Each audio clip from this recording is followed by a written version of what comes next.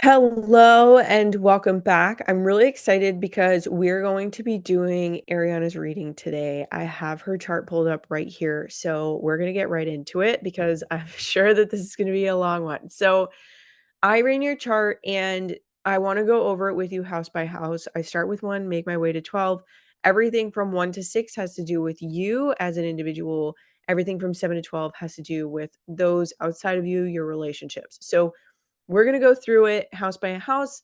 And right off the bat, the first thing that I see is that your chart is very naturally placed. So, Aries is the sign that starts the zodiac, and Aries is in your first house. Aries is your rising sign. So, your sense of self is very fiery, very feisty. When you dress, it to me, it's very, like, bold and passionate. You probably really like bright colors. If I had a guess, you probably really do well with the color red. You also have Mars in your first house, and considering that your rising sign is Aries, your chart ruler is in the first house. So, like, there's so much here about how it's all placed very naturally where it wants to be. So, in terms of your identity and in terms of how you feel in terms of, like, your personal internal sense of self, you're very action oriented. You are a real go-getter. You dress and you appear as if you are somebody who is on the go, very feisty, very ready to take action, to take the next steps. Let's go, go, go, go, go. I'm like snapping my fingers because I feel the energy when I like think about it. Your next house is in Taurus and you have Jupiter here in your Taurus. I actually think that a lot of what Jupiter here in your second house is doing is actually expanding even on what's in your 10th house because you have a Capricorn stellium. So, Jupiter is a planet of expansion and abundance, and it is in your second house, which has everything to do with how you acquire material wealth, possessions, financial resources for yourself. So, what expands you is your finances. What expands you is expanding your finances. What brings you abundance and expansion is working on your own personal resources. And I think that again has a lot to do with your 10th house. You have a Capricorn stellium and you have your sun in your 10th house. And your 10th house, well, you know what? We'll get to it when we get to the 10th house. We're at the second house right now. Let's just keep going. Your Gemini, or I'm sorry, your moon is in Gemini in the third house. So at your core, your very essence, your soul, you're a very playful, curious being. And you're also very, you stress internal communication.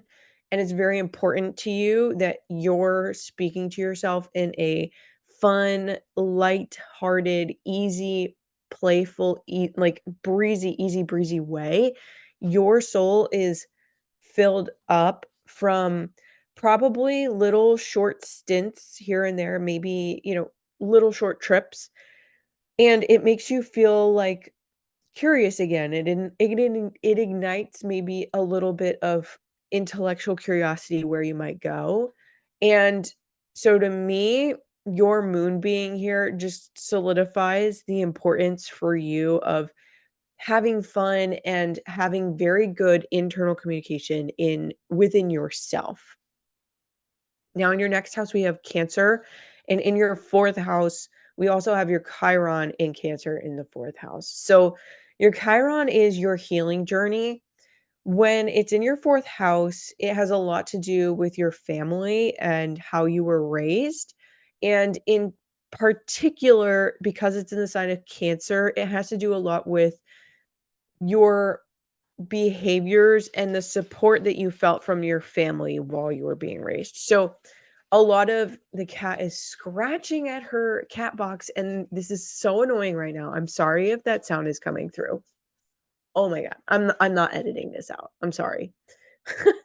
So, a lot of your healing journey has a lot to do with your family and how you feel support with your family and even how you feel support with yourself and others that are close to you. So you're going to learn a lot and you're also going to gain wisdom around this cat. I cannot believe her. I literally can't. She puked on the podcast episode that I did earlier today, and I had to redo that, and now she's doing this thing where she's scratching on the sides of her box. I am so sorry. I might edit this part out. I can't help it. Okay. Your wisdom, you gain wisdom from learning how to nurture and support those who are close around you. So, even though it might be difficult for you, because I feel like this also kind of plays with your Capricorn stellium because your 4th house is 180 degrees from your 10th house. So basically, you are kind of like a power player when it comes to your job, your career. And so it kind of makes balancing the family life difficult. And where you're going to find that you're going to have the most expansion is in the family life, like the lessons that you're going to get from your family life. So that's what I'm getting from your 4th house. Your 5th house is in Leo. You don't have any planets here, but Leo is a fiery sign. It is also a cardinal fixed, mutable cardinal fixed. It is a fixed fire sign. Um, Leo is bold and proud and audacious. And in the 5th house, you're going to see a lot of pride around your creativities and your passion.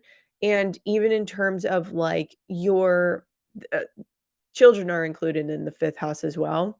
Even in terms of your kids, you're very, like, proud of your kids. You have this very bold, audacious energy around your creativity and what you create, even your own passions. Like, for instance, let's say that you're a creator on YouTube. You're very passionate about what you're putting out there, and you're very proud about what content you're putting out there. That's not a bad thing. It's actually a really good thing because having that fiery energy is really important when it comes to your creativities because oftentimes we find that nobody is going to support us in the beginning, and then as we go we kind of find that people start to come to us and they're watching our stuff and you take pride in it. So definitely a very important thing, a very important quality to have. Your 6th house is in Virgo, very natural place for it to be, obviously. Virgo is the analytical, the loyal, the grounded, self-sustaining kind of sign like most other earth signs. And in the 6th house, this has a lot to do with your routines, your health, your well-being. And so you kind of tend to go a little more analytical in terms of like, and very structured in terms of your routines, your habits. And it's not necessarily a bad thing, but it's a little rigid. So you're very structured when it comes to how you start your day, how you wrap up your day, and how you even go about activities in your work. You work with a very regimented, structured, like when you get into work, you do this specific thing, and you probably typically tend to start off with the same thing every morning. Now, you have in your 7th house, it's in Libra. Again, no planets here. Lilith is in, oh, that's in your 6th house in Virgo. I'm not super familiar with Lilith. I'm going to be very, very honest. Lilith does have something to do with your appeal. I just haven't really learned too much about Lilith yet. So your 7th house is in Libra. So your relationships, how you go about your relationships, marriage even, you bring balance. You like to have balance. You seek justice in your relationships, which can go good in, like keeping things fair, but it can also go in it can also be in a way that it's like the scales of justice will prevail in terms of who is going to prevail in the relationship. So, like, it could kind of play with things.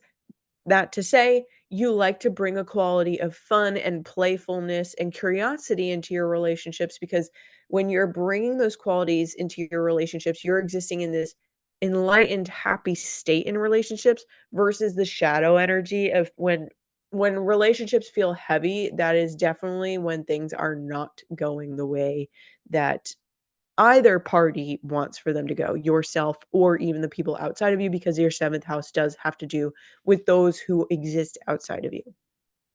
Now you have your 8th house is, you have your Pluto in your 8th house in Scorpio. So Pluto is the planet of self-transformation. Um, Scorpio is ruled by Pluto and Mars. Now, your Mars also rules Aries, and your Mars is in the 1st house, which is your chart ruler in the 1st house in your chart. In terms of Pluto, Pluto is in its natural zodiac position here, being that it's in the 8th house. So a lot of your transformation has to do with death, debt, taboo things, the mysteries of life, taxes. You get a lot of depth in this area, and you find this area to be very transformative. Probably, if I had to take a guess, you've had probably a big financial transformation just due to the fact that Pluto has a lot to do with finances. I'm sorry, transformation, and Scorpio in the 8th house has a lot to do with like the depth to other, like, resources outside of you. So, in my interpretation, you've had a really big transformation in terms of how you work with other people's resources, and especially the fact that Scorpio is this, again, it's a water sign, so it's very nurturing, very supportive energy in its, higher energetic levels. And it has that depth to it that the other, it's not that the other water signs don't have depth to them, but Scorpios are known for having that true emotional depth. Whereas, Pisces is a very intuitive sign and Cancer is a very nurturing sign in like how I understand it. So all that to say, you've gone through quite a bit of transformation in terms of how you work with other people's resources. And you find this area very interesting, and it's a topic of great, not just depth in terms of, like, emotional depth, but even in terms of, like, your interest. You find it very, very interesting. You'll go deep into that topic. 9th house is in Sagittarius. 9th house has to do with travel, wisdom, education, and so we have Sagittarius, a fire sign in there. Truth be told, I'm not too good with Sagittarius energy. But Sagittarius is very fiery and feisty. When I think of Sagittarius, it's really the only zodiac that carries a weapon. So it's kind of like on guard in terms of your wisdom and the education. I could be totally off on this one because I am so not used to Sagittarius energy. And I know for myself that I don't mesh well with Sagittarius energy. But all that to say, I I find from this quick glance that you have a lot of energy to bring to travel and to your education and what you bring to others.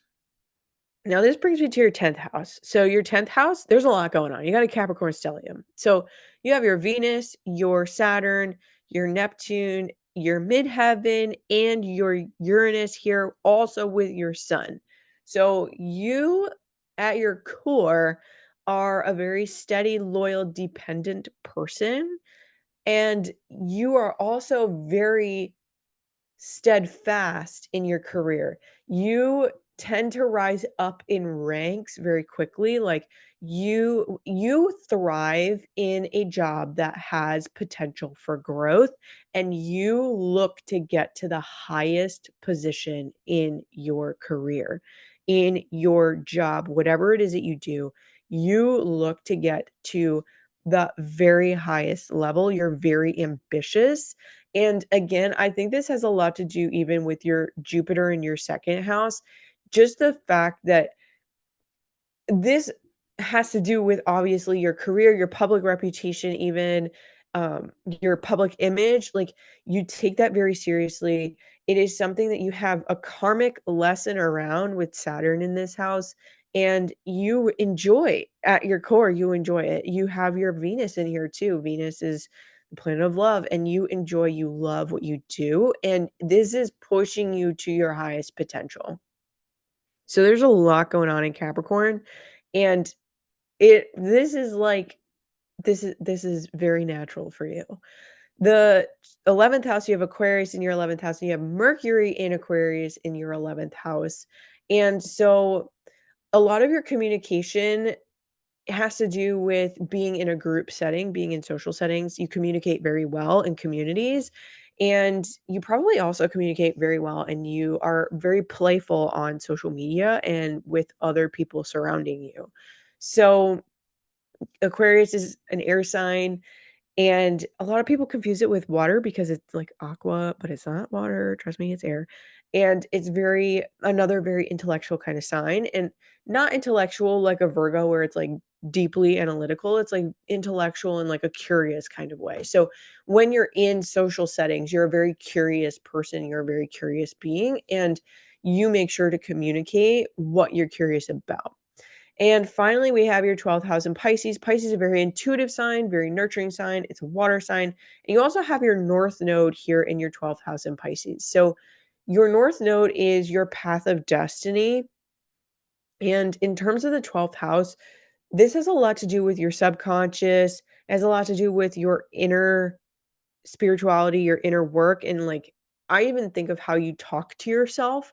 So you're leaning into speaking more support into yourself, which actually I think has to also even do with your 4th house and your healing journey in your family and your nurturing, what you're here to, like, gain more wisdom on. This has a lot to do, I think, with your 4th house where it's like in order for you to feel that true nurturing, that true support, you get to learn how to speak greatness and speak support into yourself, especially with what you do in your day-to-day job, because you are such a high achiever. So you're coming into this life with a lot of really good structured routines. Your South Node is in Virgo in the 6th house, but you're leaning into how to speak nurturing support into yourself, especially when you didn't get it from your upbringing. So, this is my interpretation. I could be very off, and if I am very off, then please let me know down in the comments. Um, I want to thank you for watching, and I'm going to stop sharing your chart for a second. I want to thank you for watching. I want to thank you for staying tuned. I am going to offer one more free astrology YouTube video. So if you're interested in getting your chart read, let me know down in the comments. Once I have this last astrology reading, then I am going to put the link to where you can get a reading in my YouTube descriptions. And as always, I want to thank you for watching my channel. I want to thank you for supporting my channel, my dream. This has been something that I've been looking to do since 2017, and I'm seeing it come together now. I'm really excited because I'm so close to 2,000 subscribers and this so like such a supportive community. So I want to thank you for subscribing. If you're new and you're watching this reading and you're like, "Oh my God, I want to subscribe," I encourage you to subscribe and turn on your notifications so that you get notified the next time that I post a video. And I will see you all very, very soon.